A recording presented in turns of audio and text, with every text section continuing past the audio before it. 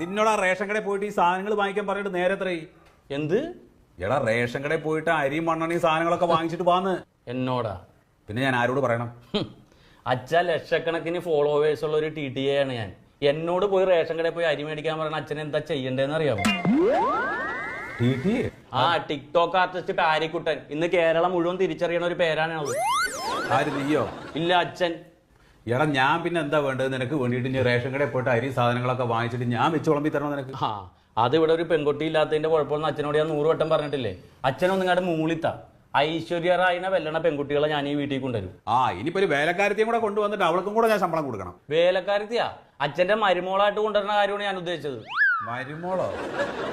മരുമോളെ കൊണ്ടുവരാൻ പറ്റിയൊരു കോലം. എന്താ ഈ കോലത്തിന്റെ ഒരു കുഴപ്പം? എടാ കോന്ത, ആദ്യം പോയിട്ട് ഒരു 10 ഉറുപ്പ് ഈ കുടുംബത്തിലേക്ക് കൊണ്ടുപോവാ, എന്നിട്ട് കല്യാണത്തെ പറ്റി ആലോചിക്ക്. അല്ലാതെ നീ വരുത്തി ഇവിടെ കൊണ്ടുവന്നു കഴിഞ്ഞാൽ അവൾക്കും കൂടെ ഞാൻ ചെലവിന് കൊടുക്കേണ്ടി വരില്ലേ? അച്ഛൻ ഇപ്പോഴും എന്റെ വില മനസ്സിലാക്കി.